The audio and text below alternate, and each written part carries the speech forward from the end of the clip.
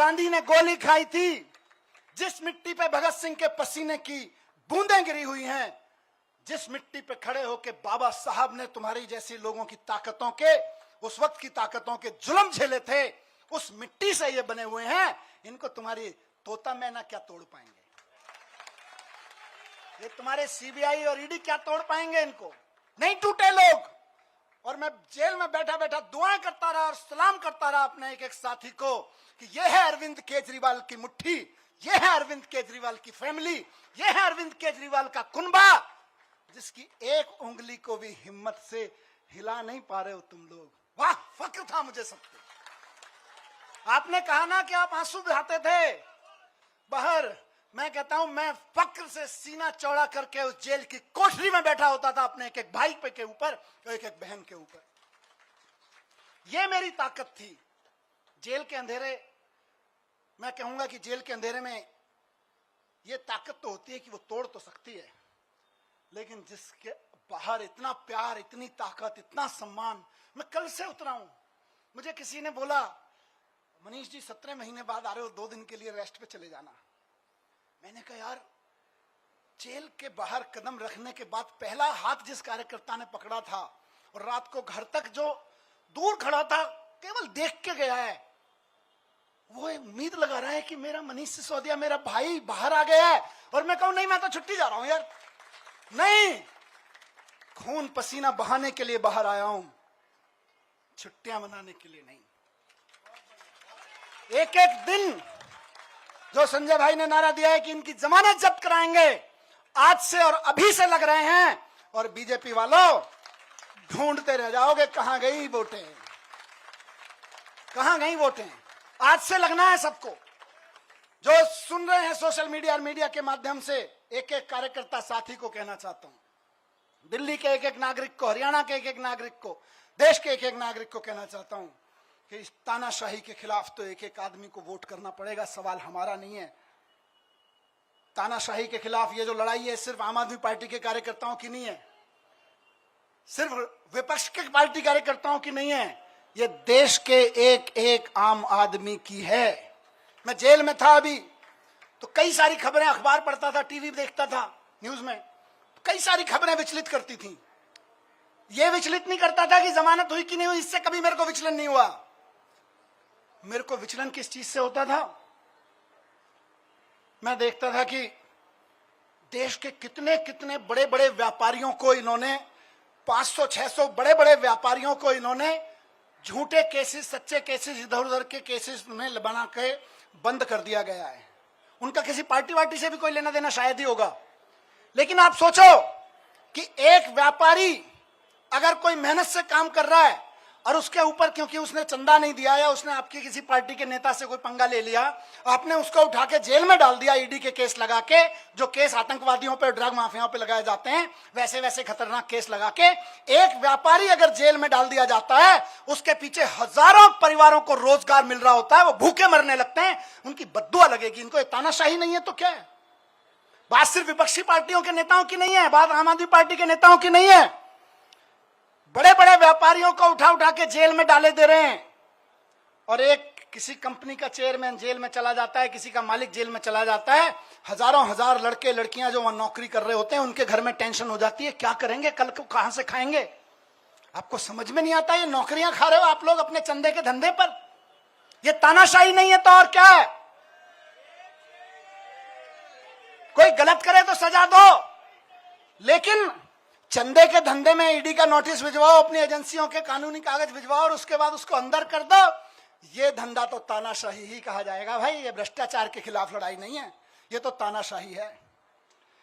मुझे बताओ कि 10 साल, अभी थोड़े दिन पहले बहन आतिशी लड़ रही थी उसके लिए, 10,000 शिक्षकों को इन्होंने दिल्ली सरकार के स्कूलों के एक रात में, रात को 2 बजे ऑर्डर पास कराया, ट्रांसफर कर दिया एक रात में। अब किसी का बच्चा आज पढ़ता है स्कूल में 11वीं क्लास में, वो तैयारी करा रहे हैं गुरुजी, टीचर पूरी मेहनत से कि यार इसमें तो आईआईटी में जाने का पोटेंशियल है। कल को टीचर का ऑर्डर मिल रहा है, नहीं नहीं, हमने तो 10,000 टीचर्स को इधर से उधर कर दिया है क्योंकि हमें तो ट्रांसफर पोस्टिंग का शौक था, अब तुम भाड़ में जाओ। ये तानाशाही नहीं है तो और क्या है? बात 10,000 टीचर्स की नहीं है, उन लाखों बच्चों की है जिनको वो टीचर्स पढ़ा रहे थे, तुम अपनी अफसरी में, तुम अपनी तानाशाही में 10,000 टीचर्स को एक रात में इधर से उधर उठा के फेंक देते हो। ये तानाशाही नहीं है तो और क्या है? यही तानाशाही है जिसके खिलाफ हमको आवाज उठानी चाहिए। आज दिल्ली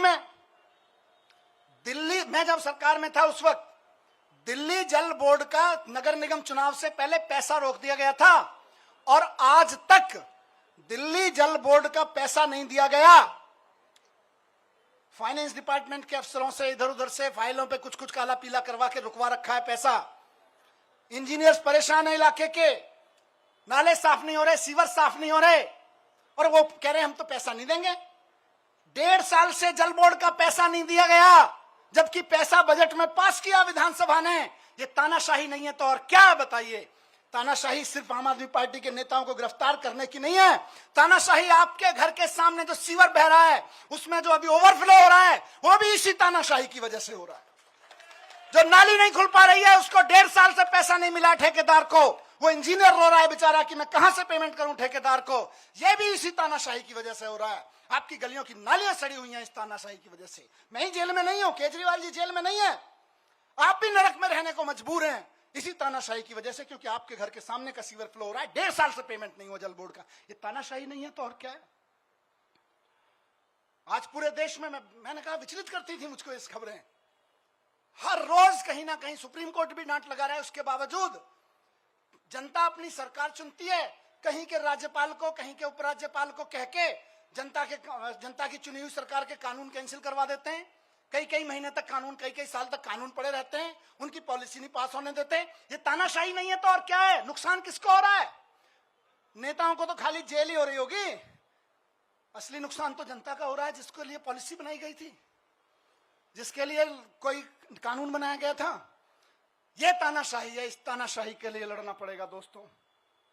और आखिरी बात जो मैं अभी, क्योंकि विचलित करनी है कई सारी चीजें, मैं अभी 2-3 दिन पहले टीवी देख रहा था, और उससे पहले भी देख रहा था टीवी में। 1 साल से टीवी देखा न्यूज पे, और क्या सहारा था, आपकी खबरें, आपकी शक्लें देखने को मिल जाती थी। मैंने देखा कि देश के गांव से एक बहुत प्यारी सी हमारी बेटी निकल के खेलों में देश का परचम लहराती है सारी दुनिया में, और जब वो खड़े होके कहती है कि आपकी पार्टी के एक अफसर ने, आपके लगाए हुए एक फलाने नेता ने हमें छेड़ा है, तो आप उसको गिरफ्तार तक नहीं करते, और हमारी उस बेटी के ऊपर तरह तरह के सोशल मीडिया ट्रोलिंग और ये सब कराते हो। ये तानाशाही नहीं है तो और क्या है, मुझे बताइए? और तुम्हारे उस ये बेशर्मी तानाशाही है कि उसको गिरफ्तार तक नहीं किया जाता। इस देश की बेटियां जंतर मंतर पे बैठी रही, खिलाड़ियां, हम और आप सब अपने बच्चों को खिलाड़ी बनाने का सपना देखते हैं। बेटियों को कहते हैं जा बेटी उछाल लगा छलांग और छा जाए फलक पे, और उसको कोई बैठ के वहां पे, इनका चमचा बैठ के उसको छेड़े तो हमें सहन होगा। लेकिन ये तानाशाही है कि उसको गिरफ्तार तक नहीं करते हो तुम। यही तानाशाही है दोस्तों, और उस तानाशाही का चरम स्वरूप हमने देखा कि अब उस बेटी के साथ क्या किया गया। मैं बहुत ज्यादा नहीं कहूंगा उस बारे में, लेकिन सबको पता है किसने किया और क्या किया। आज अगर उसके आंसू बहे हैं तो कुछ तो खेल किया गया है, कुछ तो खेल किया गया है दोस्तों। 17 महीने में जब मैं अंदर था, तो अंदर रह के मैंने खूब चिंतन मनन किया। टाइम ही टाइम था, यहां तो आप लोग टाइम देते नहीं हो, वापस आ गया हूं, फिर टाइम नहीं दोगे। खूब चिंतन मनन किया, अपने ऊपर भी किया, समाज के ऊपर, देश के ऊपर, व्यवस्था के ऊपर, सरकारों के ऊपर खूब अध्ययन किया। मेरे ख्याल से मैंने कम से कम हर 3-4 दिन में एक किताब खत्म कर देता था मैं। मनीष सिसोदिया 17 महीने बाद जेल से बाहर जमानत पर आने के बाद जमकर केंद्र सरकार पर हमले करते हुए, और खासतौर पर बीजेपी के ऊपर हमला करते हुए। एक छोटे से ब्रेक की तरफ आगे बढ़ रहे हैं, जल्द हाजिर होते हैं।